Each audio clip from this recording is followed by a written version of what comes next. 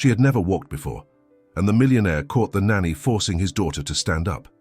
He freaked out, yelled, almost fired her on the spot, until he witnessed the impossible happen. The girl, mute for years, took a step and smiled for the first time. That night, the one who fell to his knees wasn't the child. It was the man who thought he had already lost everything. Robert Mitchell was known throughout the country as the man who transformed numbers into fortunes. At 45, he ran one of the largest business conglomerates in America, with investments ranging from agribusiness to technology. His office, on the top floor of an imposing building in New York, was decorated with awards and certificates, but no, personal photos, not by chance. For those who knew him only through financial newspapers, Robert was synonymous with absolute success. Few knew that behind that impeccable facade of a successful executive hid a man devastated by the sudden loss of his wife, Hannah, 2 years earlier. The businessman had built his empire based on predictability, precise calculations, and the absence of emotions in decision-making. But nothing prepared him for that Sunday morning when Hannah didn't wake up. A brain aneurysm took her without warning, without time for goodbyes. Instead of facing the pain, Robert immersed himself even deeper in work. Meetings extended into the early hours, and business trips became increasingly frequent. At home, the silence was broken only by the distant sound of employees' footsteps and the occasional sobs of his only daughter, Sophia, just 5 years old. Little Sophia, who was once a happy and talkative child, had completely withdrawn after her mother's death. First, she stopped talking.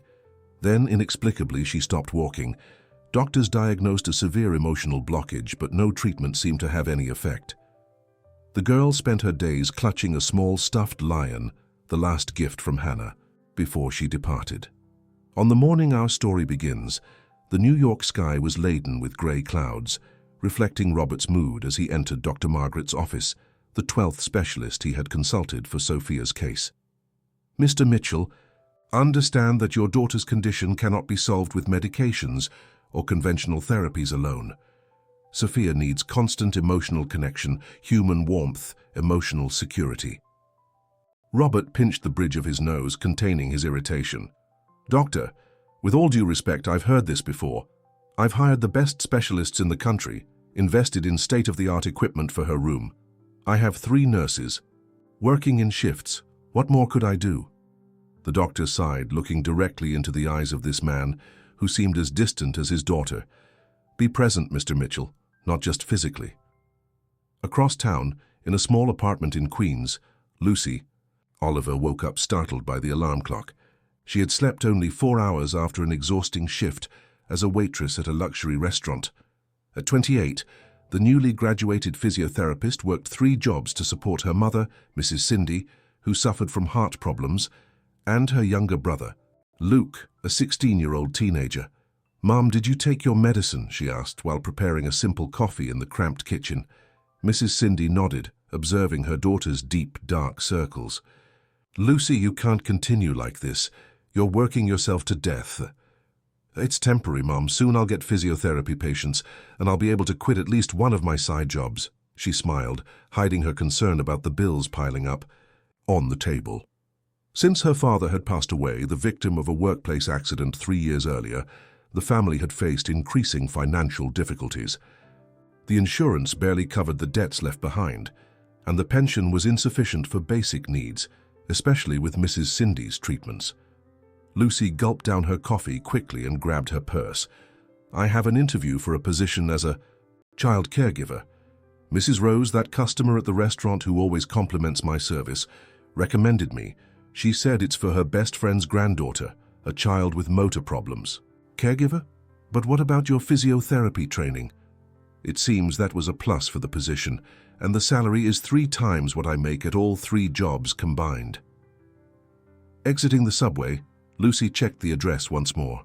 The imposing mansion on the Upper East Side intimidated her. Perfectly manicured gardens, a marble fountain at the entrance, security cameras in every corner. She took a deep breath before pressing the intercom. She was greeted by a housekeeper with a severe expression, who led her through corridors decorated with artwork to a spacious and cold living room where an elegant lady awaited her. It was Amelia Mitchell, Sophia's paternal grandmother. "So you're the young woman Rose recommended."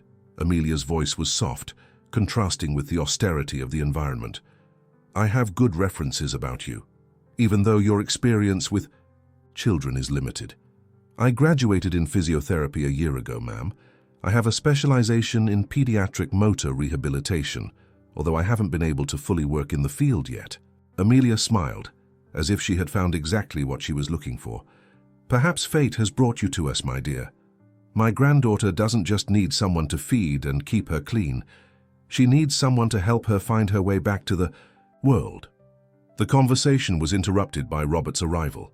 Tall, impeccably dressed in a dark suit, the man entered the room with the presence of someone accustomed to command. His eyes, a deep blue, analyzed Lucy from head to toe with evident distrust. "Mother, didn't we agree that I would participate in the interviews?" The irritation was palpable in his voice. "This young woman has training in physiotherapy, Robert, and she comes highly recommended." Lucy felt the weight of the businessman's evaluative gaze and maintained an upright posture, sustaining eye contact. Something in the fragility hidden behind that hard appearance touched her deeply. "And what brings a physiotherapist to seek employment as a nanny?" The question came out loaded with skepticism. "Specialized caregiver, Mr. Mitchell. And I'm here because I believe I can help your daughter, not just as a professional, but as someone who understands what it's like to face difficult losses." A tense silence filled the room. For a brief moment, Lucy saw something break in Robert's hard expression, a crack in the armor he carried. He looked away first. "Show Sophia to her, mother. I'll be in my office if you need me." Amelia led Lucy to the upper floor of the mansion. Sophia's room was a shocking contrast to the rest of the house. While everything else was minimalist and cold, the girl's space seemed to have come out of a luxury toy catalogue. There was an advanced monitoring system, state-of-the-art physiotherapy equipment, and an impressive variety of untouched toys. In the center of that technological world, on a canopy-decorated bed, was a small, motionless figure. Sophia, with her dark hair and empty eyes, hugged a worn stuffed lion. She didn't react when they entered the room. "How long has she been like this?" Lucy asked, slowly approaching. "Almost 2 years, since my daughter-in-law left us." Amelia's voice trembled slightly. "First she stopped talking, then walking. Doctors say there's nothing physically wrong with her." Lucy knelt beside the bed at eye level with the girl. She didn't try to touch Sophia, just smiled softly. "Hello, Sophia. My name is Lucy. I really like your little friend." She pointed to the stuffed lion. "Does he have a name?" For the first time, the child's eyes seemed to focus on something beyond emptiness. It was just a flicker, but enough for Lucy to feel a connection being born. "The salary is excellent and you'll have your own room here in the house." Amelia explained the practical details while observing the interaction. "But I must warn you, my son is not an easy man. Pain has transformed him into someone distant, even cold." Lucy stood up, with renewed determination in her eyes. "Mrs. Mitchell, I'm not looking for an easy job. I'm looking for a job that makes a difference." That night, upon returning to her small apartment, Lucy told her mother about the proposal. The salary would solve a large part of the family's financial problems, but it would mean living in the Mitchell mansion, visiting her own home only on days off. "I'm afraid, daughter," Mrs. Cindy held Lucy's hands, "not of the work, but of what I see in your eyes. You've always wanted to save the world since you were little. This girl, this man, they're not rescue projects." Lucy hugged her mother, smelling the soft lavender scent that had always calmed her since childhood. "I know, Mom, but when I saw that child, so lost in her own silence, something awakened inside me. It's not just for the money, although it's very necessary. It's because I feel I can make a difference in her life." What Lucy didn't say out loud was that she had also felt something inexplicable when meeting Robert Mitchell's wounded gaze. Behind that impenetrable facade of a businessman, she glimpsed a familiar pain, the same one she saw in the mirror every day since losing her father. In her first week working at the Mitchell mansion, Lucy faced more challenges than she had, imagined. The routine was rigorous and lonely. The nurses who had cared for Sophia before her acted with professional coldness, limiting themselves to administering medications, feeding the girl, and performing basic hygiene procedures. No one seemed truly interested in connecting with the child. The room Lucy received was spacious and elegant, but impersonal like a hotel room. Meals were served at fixed times by staff who avoided conversations beyond what was strictly necessary. Robert was rarely present, and when he appeared, he limited himself to asking about his daughter's physical condition, never mentioning her emotional well-being. "Any progress in her movements?" he asked coldly on Friday, standing at the door of Sophia's room, keeping his distance as if afraid to approach. "Physically, there are no significant changes yet," replied Lucy, who was sitting on the carpet next to the girl's bed, telling a story. "But I've noticed that she follows movements with her eyes when I show her the illustrations in books." Robert frowned. "The specialist said her visual focus is preserved. That's not news. With all due respect, Mr. Mitchell, there's a difference between seeing and really looking. Sophia isn't just capturing images with her eyes, she's showing interest in what she sees." The businessman adjusted his tie, visibly uncomfortable with the situation. "I have a business trip this weekend. I'll be back Monday night. Any emergency, contact my mother or Dr. Thompson." Lucy watched as he left without even looking at his daughter. She sighed and turned her attention back to Sophia, who remained motionless in her bed, hugging the stuffed lion. "Your father is afraid, you know," she whispered to the girl, adjusting a strand of hair that fell over her eyes. "Sometimes when we feel a lot of pain, we build walls to protect ourselves, but those walls also prevent us from feeling good things." On Saturday, taking advantage of Robert's absence, Lucy implemented a change she had been planning. With the reluctant help of two maids, she took Sophia out of bed and brought her to the garden. It was a sunny autumn morning, with mild temperature and an intensely blue sky. She spread a large, colorful quilt under a leafy tree and placed the girl there, surrounded by carefully selected toys. At first, Sophia remained as expressionless as always, but something changed when a yellow butterfly landed near her hand. "Look, Sophia, a visitor," exclaimed Lucy, pointing to the insect. To her surprise, the girl's eyes followed the movement, and for a brief moment a gleam of curiosity appeared in her gaze. Encouraged, Lucy began a series of physiotherapy exercises disguised as play. She gently manipulated the child's arms and legs, always talking, telling stories, singing songs she made up on the spot. After almost 2 hours of this interaction, something extraordinary happened. Sophia slightly moved the fingers of her right hand, as if trying to reach a leaf that had fallen nearby. "Did you see that? You did it, my love," Lucy celebrated, with tears in her eyes. The movement had been almost imperceptible, but for someone who knew Sophia's condition, it represented significant progress. The news spread quickly throughout the house. Amelia came running from the winter garden where she usually spent her mornings. "Is it true she moved?" she asked, breathless.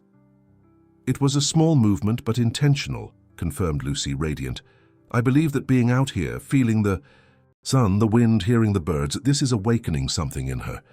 Amelia pressed Lucy's hands between her own. "You've brought hope to this house, my dear, something we haven't seen in a long time." The following days followed a new pattern. Whenever the weather allowed, Lucy took Sophia to the garden. Gradually, she included music in her sessions, discovering that certain melodies seemed to cause subtle reactions in the girl. One lullaby in particular, which Lucy had learned from her own mother, seemed to soothe Sophia in a special way. On Monday night, Robert returned from his trip earlier than expected. When informed about the new routine implemented by Lucy, his face hardened. "Who authorized these changes?" he asked his mother coldly as they walked down the corridor toward Sophia's room. "I authorized them, Robert, and if you would stop acting like a robot for a minute, you would realize they were positive changes." When they entered the room, they found an unusual scene. Lucy was sitting on the floor with Sophia in her lap, both surrounded by small pots of natural paint. The physiotherapist was gently guiding the girl's hand over a large sheet of paper, creating colorful patterns. "What is the meaning of this?" Robert's voice cut through the air like a blade. Lucy looked up, showing no intimidation. "We're painting, Mr. Mitchell. It's a form of sensory therapy that stimulates the nerve endings in the hands and—" "She's covered in paint and out of eye." "Bed, this is irresponsible," he interrupted, advancing to pick up his daughter. "Robert," Amelia tried to intervene, but it was too late. When Robert abruptly lifted Sophia, the girl let out a small moan, the first sound she had made in almost 2 years. Everyone froze, including Robert himself, who looked at his daughter in his arms as if seeing her for the first time. She made a sound," he murmured, incredulous. "Yes," confirmed Lucy, rising calmly. "She's beginning to express herself again. Pain and paint can be cleaned, Mr. Mitchell. But silence and immobility are much harder to reverse." Robert looked at his daughter's small hands, stained with blue and yellow, then at the drawing on the floor, colorful blotches with no defined shape, but full of meaning. Something inside him seemed to break. Without saying a word, he gently returned Sophia to Lucy's arms and left the room. Later that same night, Lucy was surprised to hear a soft melody coming from Sophia's room. She approached silently, and through the crack in the door saw Robert sitting on the edge of his daughter's bed, softly singing what seemed to be an old lullaby. His voice, normally firm and authoritative, was choked with emotion. "This was your mother's favorite song," he whispered to Sophia, who watched him with attentive eyes. "She sang it to you every night since you were in her belly." Lucy discreetly backed away, feeling that she was witnessing an intimate and fragile moment. That night marked a subtle change in Robert's behavior. In the days that followed, he began to come home earlier, and although he still maintained a certain distance, he started to observe the therapy sessions that Lucy conducted with Sophia. On Wednesday, when Lucy took the girl to the garden, she was surprised by Robert's presence, who had cancelled meetings to be home that afternoon. May I join you?" he asked, with a hesitation that didn't match his usual personality. "Of course," replied Lucy, indicating a space on the quilt, next to Sophia. "We were about to start our exercises for today." Robert sat down stiffly, as if he didn't quite know what to do. Lucy, sensing his discomfort, guided him. "Why don't you hold her hands while we do the reaching movement? The familiar touch might stimulate her." With almost reverential care, Robert held his daughter's small hands. It was a moment of connection so simple, yet so profound, that Lucy felt a lump in her throat as she watched them. "Like this?" he asked, showing a rare vulnerability. "Perfect," she replied, smiling. The session proceeded with surprising naturalness. Robert, initially tense, gradually relaxed. At one point, when Sophia managed to close her fingers around her father's thumb, a genuine smile lit up his face, perhaps the first in years. As they returned to the house, with Sophia in Lucy's arms, Robert walked beside them in contemplative silence. When they reached the door, he finally spoke. "Thank you for what you're doing for my daughter. I underestimated your approach." "I'm not doing anything extraordinary, Mr. Mitchell. I'm just giving Sophia what we all need: presence, patience, and consistent affection." That night during dinner, Robert surprised Lucy by inviting her to join him and his mother in the main dining room, something that had never happened before. "How is your family?" he asked, as the housekeeper served the appetizer. The question caught Lucy off guard.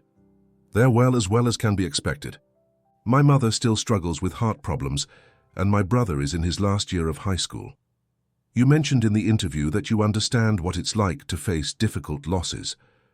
Robert observed her intensely, as if trying to decipher a puzzle. "My father passed away 3 years ago in a workplace accident. He was everything to our family, the emotional and financial pillar. Suddenly I had to take on responsibilities I didn't feel prepared for." A shadow of recognition passed through Robert's gaze. For a moment, the armor he maintained seemed to drop completely. How did you move forward?" The question came almost as a whisper. Lucy carefully chose her words. "I didn't at first. I just survived one day at a time. But eventually I realized that continuing to exist isn't the same as living, and that honoring those we've lost means allowing joy to be part of our journey again." A meaningful silence, hung over the table. Amelia observed the interaction with a glimmer of hope in her eyes. Something was changing in that house, something subtle but profound. Later, as Lucy organized Sophia's room for the night, she noticed Robert standing at the door, watching his already sleeping daughter. "She smiled today," he said in a low voice.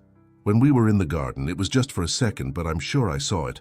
"I saw it too," confirmed Lucy. "Sophia is finding her way back, Mr. Mitchell, slowly, but she is." Robert took a hesitant step into the room, approaching his daughter's bed. With a gentleness that contrasted with his severe appearance, he adjusted the blanket and softly touched the girl's face. "I failed her," he admitted, so low that Lucy almost didn't hear. "When Hannah left, I didn't know how to deal with my own pain, much less hers." The following weeks brought advances that few would have believed possible. Sophia began to emit small sounds, initially just moans and sighs, but gradually evolving into babbles that resembled words. Her movements, although still limited, became more frequent and intentional. She could hold objects more firmly, and on one memorable afternoon, even managed to sit up on her own for a few seconds before gently toppling onto the pillows strategically positioned by Lucy. The routine at the Mitchell mansion had changed significantly. Robert rarely traveled now, preferring to conduct meetings by video conference from his home office. Afternoons in the garden became a family ritual, with father, daughter, and caregiver sharing moments that extended beyond the initial therapeutic purpose. On one of these afternoons, while Sophia played with colorful blocks, manipulated with Lucy's help, Robert shared something he had kept for a long time. "Hannah and I had planned to build a country house near the Berkshire Mountains, a simple place with lots of greenery around, where Sophia could grow up in contact with nature." He contemplated his daughter with a distant look. "We even bought the land, made plans, but after she left, I could never look at those plans again." Lucy, who was helping Sophia stack a blue block on top of a red one, looked up at Robert. "Maybe it's time to revisit those plans, not exactly as they were before, but in a new way, a tribute to what you dreamed together." Something in the suggestion touched Robert deeply.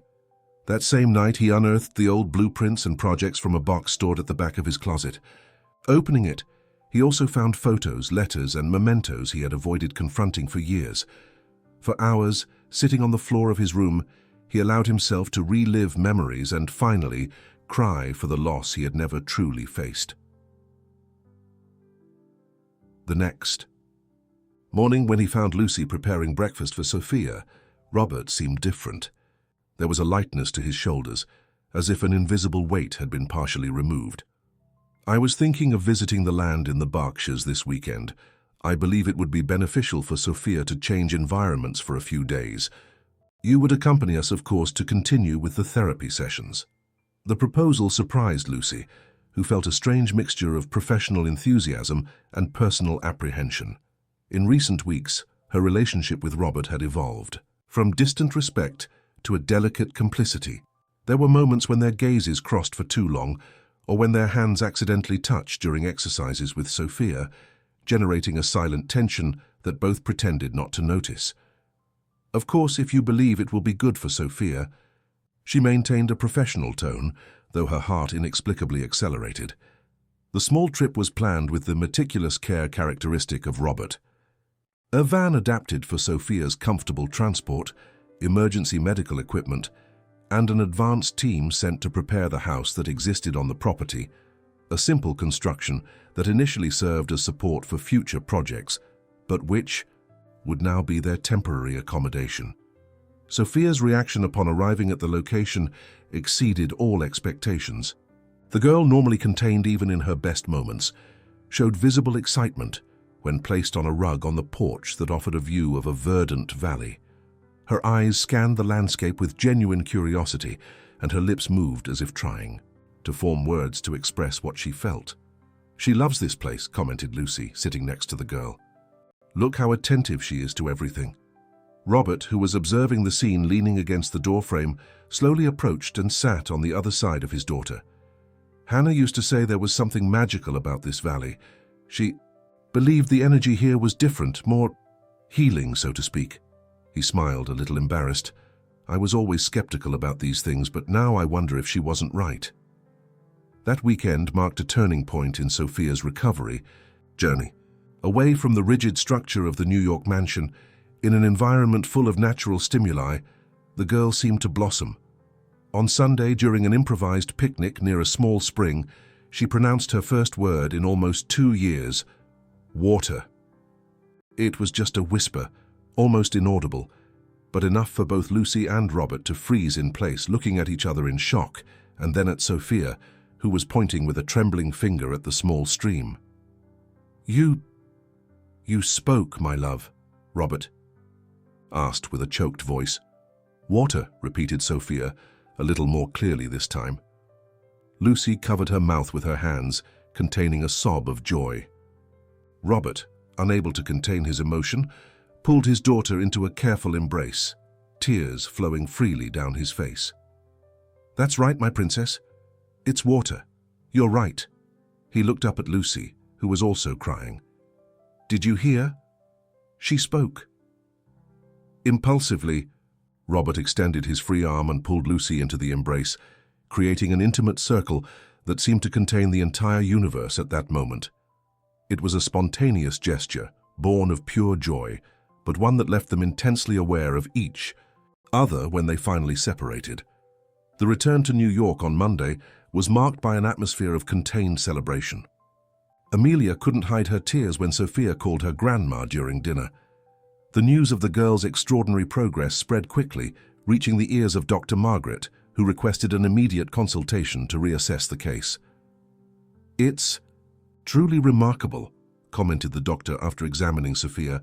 "Not only is speech returning, but mobility is also improving significantly. Neurological exams show activity in areas that were practically dormant for months." "Does this mean she can recover completely?" asked Robert, with palpable hope in his voice. "The child's brain has extraordinary plasticity.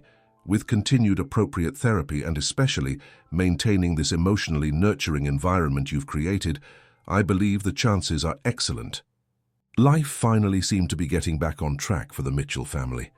Robert began to smile frequently, actively participated in his daughter's routine, and even started the process of revising the plans for the country house, now planned as a second family residence rather than just a weekend investment. Lucy, in turn, experienced conflicting feelings. The joy for Sophia's progress was genuine and deep.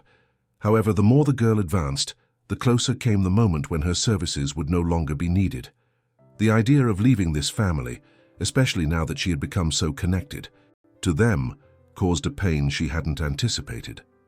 In addition, the nature of her feelings for Robert was becoming increasingly difficult to ignore.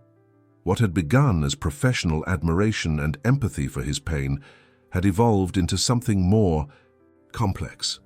She found herself watching him when he wasn't looking, memorizing the details of his face, the sound of his laugh increasingly frequent, and the way his eyes lit up when talking about the future. On a particularly difficult afternoon, when these reflections consumed her, Lucy decided to call her mother. She needed Mrs. Cindy's wisdom and common sense to keep her feet on the ground. "Mom, I think I'm getting too emotionally involved with this family," she confessed after checking that she was alone in her room. "That was predictable, daughter. You always give yourself body and soul to everything you do. It's your greatest quality and sometimes your biggest problem. It's not just about the work, Mum. It's that I've never seen such a profound transformation in someone as I've witnessed in him. From a closed and bitter man to someone who has rediscovered the capacity to love, to feel, to live." Mrs. Cindy sighed on the other end of the line. "And you feel part of that transformation?" "Yes, and it scares me, because I know that one day, perhaps soon, Sophia won't need me anymore, and then you will have fulfilled your mission, my daughter. That's what we do as caregivers, as therapists. We help people find their own path and then let them follow it." Her mother's sensible words echoed in her mind for the rest of the day. Lucy knew she was right, but that didn't make the reality any less painful. That same night, while putting Sophia to bed, Lucy was surprised by the girl holding her face between her small hands and asking, with the pure innocence of a child, "Do you like Daddy?" The question caught her completely off guard. Of course I like your father, Sophia. He's a very good man." "Not like that." The girl shook her head, showing surprising perspicacity. "Like Mommy liked him?" Lucy felt her face burning. "Sophia, because he looks at you like he looked at Mommy's pictures." Sophia yawned, apparently unaware of the impact of her words. "And he's different when you're around." Before Lucy could formulate an adequate response, the girl had already fallen asleep, leaving her alone with swirling thoughts. The next morning, Robert received a call that would drastically change the climate of optimism that hovered over the house. Carl Vincent, his former partner who had been removed from the company after accusations of questionable financial practices, had filed a formal lawsuit against him, alleging misappropriation of intellectual property and corporate fraud. "This is completely absurd," thundered Robert as he paced back and forth in his office. Lucy, who was passing through the corridor with Sophia on their way to the garden, involuntarily overheard the conversation. "The patents were clearly under my name even before he joined the company. As for the fraud accusations, they're pure retaliation for me exposing his irregularities." The atmosphere in the house changed almost instantly. Robert went back to shutting himself in long meetings with lawyers, cancelled the garden sessions with Sophia, and his mood oscillated between contained anger and cold distancing. It was as if the man who had emerged in recent weeks was being quickly replaced by the previous version, hardened by pain and fear. Lucy tried to maintain the routine with Sophia, but the girl, sensitive to the emotional changes around her, began to show signs of regression. Her speech, which had been developing continuously, became more hesitant. On some days she refused to leave the bed, clinging again to the old stuffed lion as if it were her only security. During a particularly tense week, Robert even suggested interrupting the outdoor sessions, arguing that they were unnecessary distractions and that Sophia should focus on treatments with proven scientific basis. "What's happening here is based on science, Mr. Mitchell," Lucy replied firmly, refusing to back down. "Neuroplasticity, integrated psychomotor development, sensory stimulation. These are all concepts with solid scientific foundation, but above all what's working is love, connection, presence, and that isn't measured in a laboratory." Robert stared at her for a long moment, as if seeing her for the first time. Something in her words seemed to hit him deeply. "I'm afraid of losing everything I've built," he finally admitted, in a rare moment of vulnerability. "Not just the company, but the reputation, the legacy I intended to leave for Sophia." "And what is that legacy in the end?" Lucy asked softly. "Money, properties, or a daughter who knows she is unconditionally loved, who learned to overcome adversities because she saw her father do the same?" That night, during dinner, Sophia had a severe anxiety attack. She refused to eat, began to tremble uncontrollably, and for the first time in weeks became completely mute again. Dr. Thompson was urgently called and, after examining her, made a categorical pronouncement. The emotional environment of the house is directly affecting her. Her nervous system is still fragile, and this instability can cause a definitive regression if not quickly corrected. The doctor's words fell like lightning on Robert. That same night, after putting Sophia to bed with the help of a mild sedative, he sought out Lucy in the garden, where she had taken refuge to try to organize her own thoughts. The night was exceptionally starry when Robert found Lucy sitting on a stone bench in the garden. The silvery light of the full moon illuminated her thoughtful face, giving her an almost ethereal aura. He hesitated for a moment before approaching, aware that he had erected again the barriers he had worked so hard to tear down in previous weeks. "May I sit?" he asked, with an unusual softness in his voice. Lucy nodded, moving slightly to the side.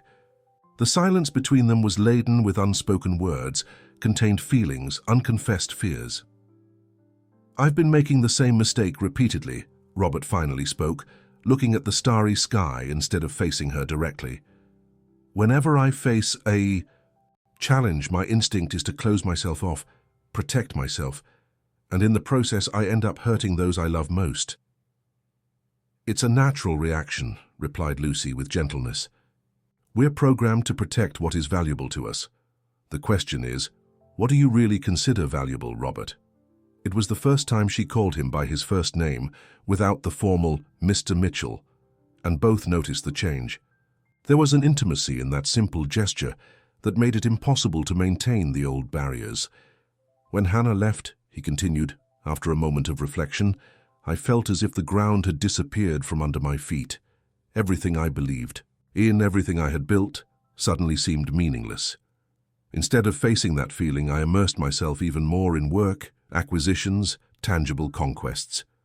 I thought I was building security for Sophia, but in reality, I was just running away from fear. Fear of what? Asked Lucy, turning to face him. Of failing. As a father, as a man. Of not being enough. He finally met her gaze. Of loving, again, and losing everything once more. That confession hung between them like a fragile and precious truth. Lucy felt her heart accelerate, but maintained the professional composure that the situation required. Sophia needs an emotionally present father, not just a provider. She carefully chose her words. And you deserve more from life than just surviving it, Robert. He extended his hand hesitantly, touching hers on the bench. You transformed our lives, you know, not just through your professional competence, but because of who you are, for having brought light to this house when everything seemed too dark. Before Lucy could respond, Robert's cell phone vibrated. It was a message from his lawyer, informing that Carl Vincent had given an explosive interview to a major financial newspaper, publicly expanding his accusations. The article would be published the next morning. Robert's face hardened momentarily, but then, in a gesture that surprised Lucy, he turned off his phone and put it in his pocket. That can wait until tomorrow, he declared, with unexpected serenity. Now there are more important things to resolve. The next morning, contrary to what everyone expected, Robert didn't lock himself in his office with his lawyers. Instead, after breakfast, he announced that he had made an important decision.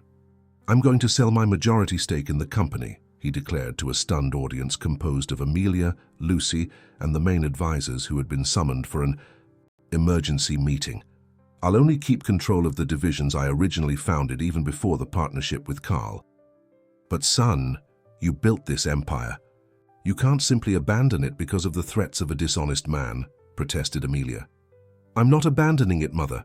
I'm choosing my battles. He looked significantly at Lucy. I've learned that there are things that money and power can't buy or protect. My daughter's emotional health is one of them. In the weeks that followed, Robert worked tirelessly on two fronts, reorganizing his business to move away from the areas contested by his former partner and, more importantly, reinforcing his commitment to Sophia's recovery. The change was impressive. The girl, feeling the emotional stability return to her environment, began to progress rapidly again. On one particularly significant afternoon, during a physiotherapy session in the garden, Sophia managed to stand on her own for almost a full minute, leaning only slightly on Lucy's hands. I'm standing, Daddy, look, exclaimed the girl with a radiant smile. Robert, who was observing the scene with barely contained tears, knelt down and opened his arms. Come to me, Princess. You can do it. The moment that followed would forever be etched in the memory of all present. Sophia, with determination in her gaze, completely let go of Lucy's hands and took 3 trembling steps toward her father before falling into his open arms. They weren't perfect steps, but they were real. The beginning of a journey that had once seemed impossible. Did you see that? Robert looked up at Lucy, who was also crying. She walked. In an impulse of pure joy, he stood up with Sophia in his arms and pulled Lucy into a tight embrace. For a moment, it was just the 3 of them, united by something greater than any social barrier or professional convention could contain. That night, after putting Sophia to bed, Robert invited Lucy for a conversation in his office. The environment, previously intimidating with its austere and impersonal decoration, had been transformed. Family photos, including several of Hannah with baby Sophia, now adorned the walls. On a small side table, New frames displayed recent moments: Sophia in the garden, Amelia holding her granddaughter, and even a photo of Lucy with the girl during a painting session. "I have a proposal to make," began Robert, indicating that she sit in a comfortable armchair, or rather two proposals. Lucy waited, feeling a mix of curiosity and apprehension. "The first is professional. I would like to finance a pediatric rehabilitation clinic specialized in cases like Sophia's, children with emotional blockages that affect motor development. It would be a center of excellence, with research and free care for families without resources. I want you to be the clinical director." The proposal was so unexpected that Lucy was momentarily speechless. "Robert, this is amazing, but I don't have administrative experience for a project of this magnitude.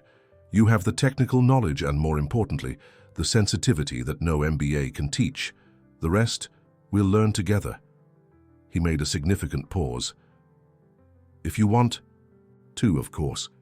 There was something in his tone, a veiled promise that went beyond the professional aspect, that made Lucy's heart race. "And the second proposal?" she asked, almost in a whisper.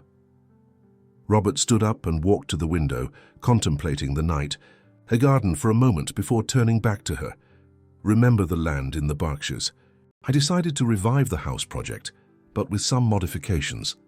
He opened a folder on the table revealing architectural plans. "I added a rehabilitation center annex to the main property so we can serve children from the region. And also," he briefly hesitated, "I designed a space for your mother and your brother if they agree to move." Lucy looked at the plans, trying to process what she was hearing. "Robert, what exactly are you proposing?" "I'm proposing a new life, Lucy, for all of us." He approached, kneeling in front of the armchair where she was sitting, so that their eyes were at the same level.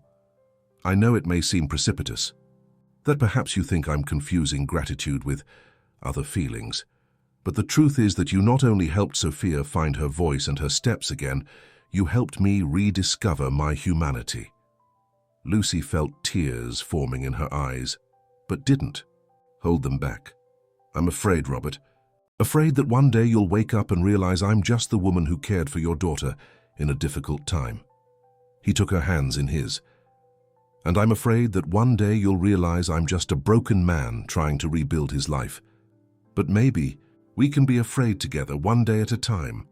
There was no formal request that night, no grand declarations of eternal love, just a silent understanding that something new was being born, still fragile, needing care and time to fully blossom.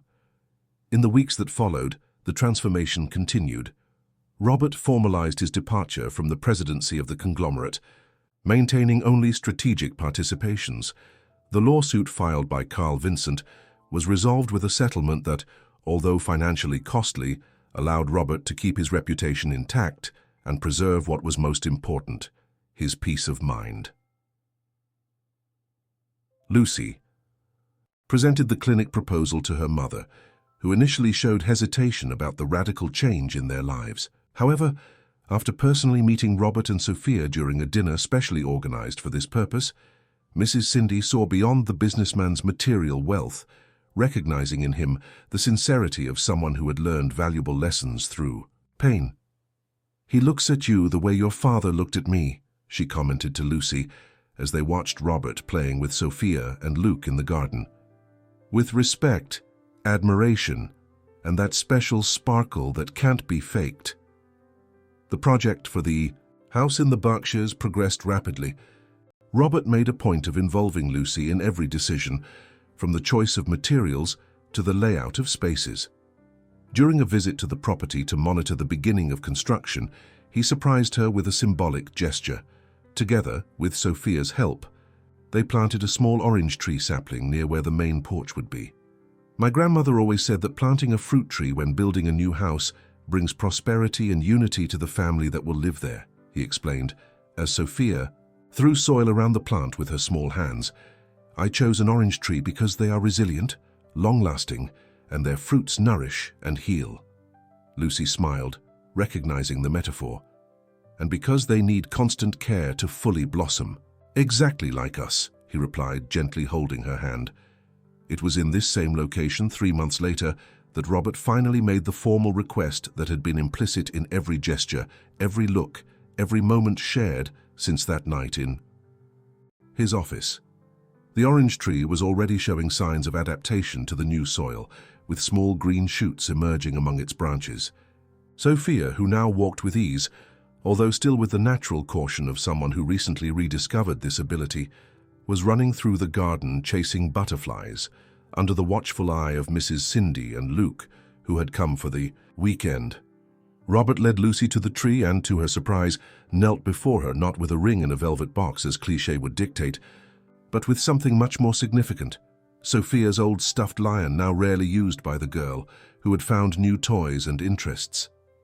"Sophia told me I could borrow Leo for this special moment," he explained with a nervous smile, "because, according to her, Leo helps sad people become happy again, and she thinks he should stay with both of us now that she doesn't need him as much." Lucy covered her mouth with her hands, moved by the sensitivity of the gesture. "I'm no longer the man you met in that first interview, Lucy. That man was lost, furious with the world, unable to see beyond his own pain." Robert held the small lion as if it were the most precious object in the world. "You taught me to love again. Not just Sophia, but life, its possibilities, its potential for joy, even after the deepest sadness." He looked up at her with a vulnerability he would never have shown in public before. "I love you, not because you saved my daughter, although my gratitude for that is eternal. I love you for your heart, your strength, your ability to see beauty where others see only darkness. And if you'll accept me, I want to spend the rest of my life trying to deserve the miracle you brought to us." Lucy knelt in front of him, taking the small lion in her hands and then holding Robert's face between them. "We saved each other, Robert, and yes, I want to build a life with you, one day at a time, with all the challenges and joys that may come." The kiss that sealed that promise was witnessed by Sophia, who ran to them and threw herself into a group hug, laughing with the freedom of a child who finally felt secure in the world. 6 months later, the house in the Berkshires was completed, as was the annexed rehabilitation center. The wedding ceremony, simple and intimate, took place exactly where they had planted the orange tree, which now displayed its first flower buds, promises of future fruits.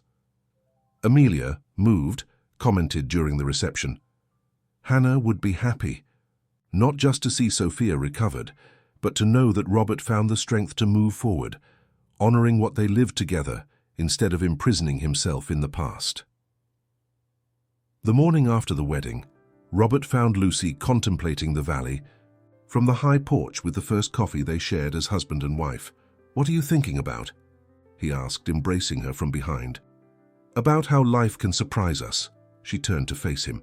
"When I first arrived at that mansion, I was desperate for a job that could support my family. I never imagined I would find a home. And I never imagined I would find redemption," he replied, softly kissing her forehead. "Or that I would learn that the true legacy I can leave for Sophia isn't in the companies or bank accounts, but in the example that it's possible to rebuild life. No matter how broken we are." The sound of hurried footsteps interrupted the moment. Sophia came running down the corridor, already dressed for the day, followed by a small white Labrador puppy, the newest member of the family, a gift from Robert to his daughter the day before. "Daddy, Lucy, come see! The orange tree has an open flower today." Together the three, now a family in every sense, walked to the tree they had planted at the beginning of that journey. The small white flower, delicate and fragrant, shone under the soft morning light like a perfect symbol of what they had built. A new life, born from the courage to face pain, the persistence in believing in healing, and the transformative power of love that renews itself even in the most unlikely soils. "A flower today," said Robert, embracing Lucy and Sophia, "fruits tomorrow, and a lifetime to harvest them together."